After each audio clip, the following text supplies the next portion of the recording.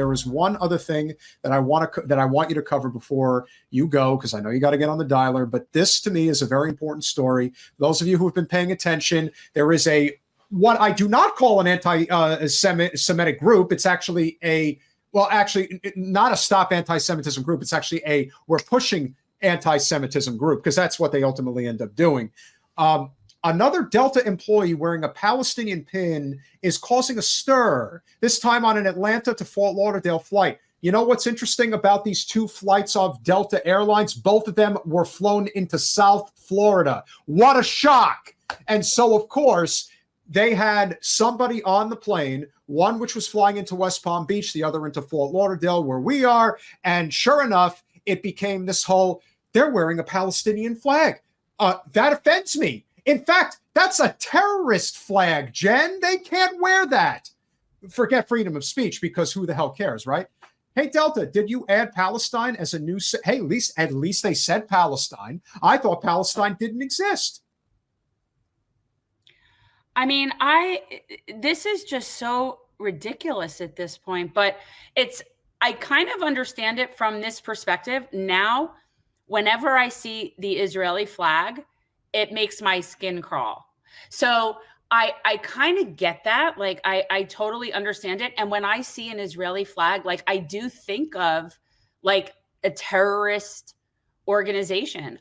So I understand the feeling of seeing an emblem and finding it to be very distasteful. I feel like every single time I see an Israeli flag. And that is their actions, because these two flight attendants who flew on, you should see the tweet that Delta had to delete. They fired these people for wearing the Palestinian flag, all because of this pro-Israel group who's like, oh my God, they're wearing a Palestinian flag.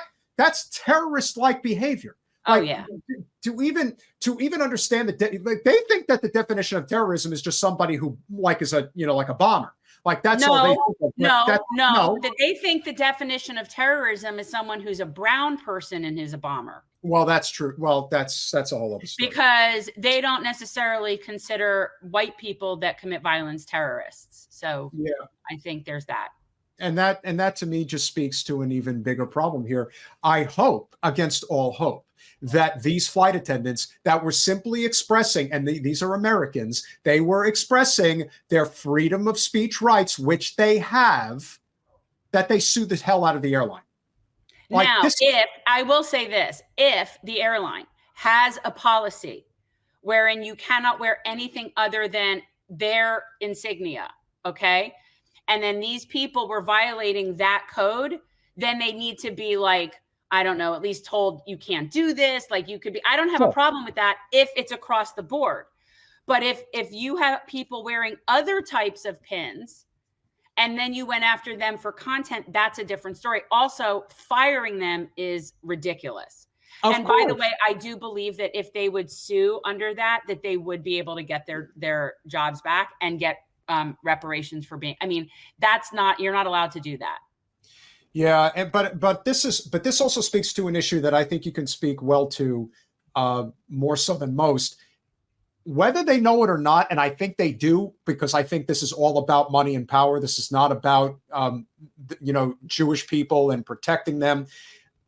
This creates more anti-Semitism than it eliminates. Oh, for sure, because it just makes it look like Jewish people are just a whiny bunch of bitches that we just don't like we can't handle feeling uncomfortable or seeing something that we're just not completely okay with. Like, it's just not a good look.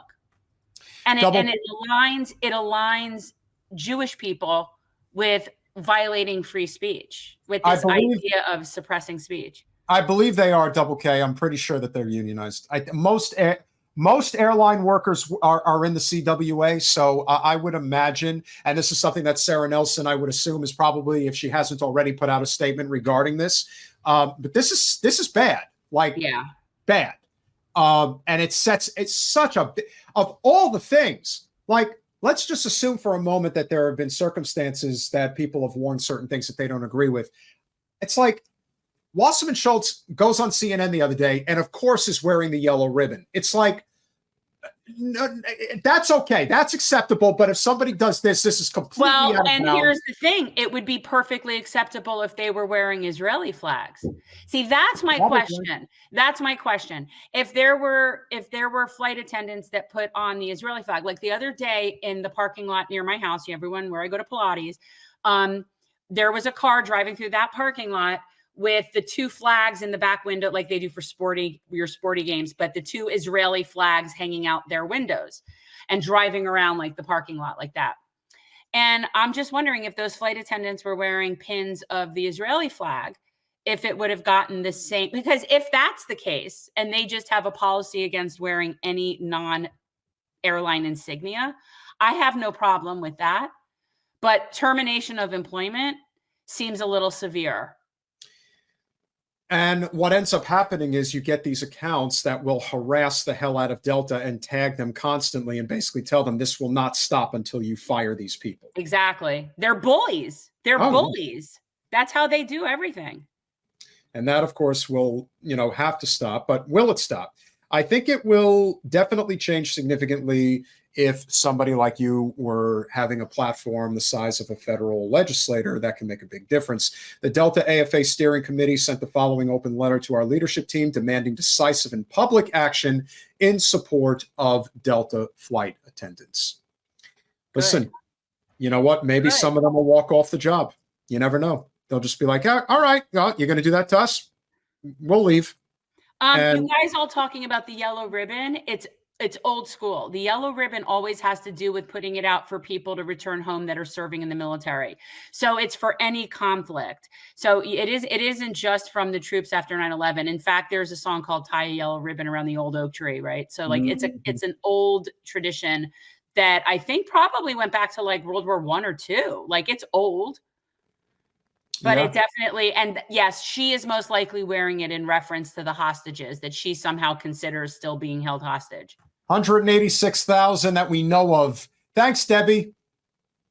On July 9th, 2024, Delta Airlines official X account responded to a post of two pictures taken of Delta flight attendants without their consent while performing their duties wearing small Palestinian flag pins, as has been the practice of celebrating diverse heritage of crew for decades. The official Delta account initially responded, "Nothing to worry, this is being investigated already," and subsequently added, "I hear you, as I'd be terrified as well."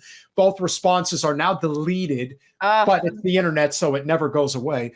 The Delta AFA Steering Committee underscores that these incidents reflect a repeated failure by Delta management to stand up for flight attendants. It is deeply troubling to publicly witness Delta seemingly affirm bigoted and inflammatory comments targeting any individuals on the basis of their nationality, violates anti-discrimination laws, is antithetical to Delta's stated commitment to inclusivity and respect, and encourages a hostile work environment. If you look at the two flight attendants that were subsequently fired for Stop saying subsequently. Subsequently. All right, I said it wrong. Sorry. They could be Palestinian.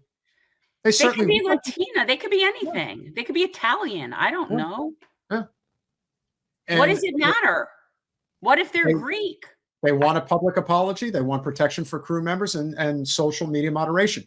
You see, and that's good, Colin. And see, this is the problem that you guys have to remember, and this is the key here. Because Israelis have so much political and financial power, they can basically tell Delta that we have X amount of stock and we're going to dump it if you don't do what we say. So this is financial power more than anything else. If Delta fears that they can withstand a $10-20 million lawsuit from a couple of flight attendants wearing the Delta pin or wearing the Palestinian flag, they're willing to do that, knowing that the consequences of challenging the Israel lobby is not worth their fight. And that's how they assess it. That's what I believe. I could be wrong. It's always going to be whatever is in the best interest of the shareholders, right? So whatever is going to cost them the least amount of money. Is that lawsuits by flight attendants, or is that going to be loss of business from people calling them anti-Semitic? I, at this point, think for the most part, people are over that. And I think a lot of what we're seeing online in what looks like that are bots and they're paid people. I do not believe that it's authentic and organic.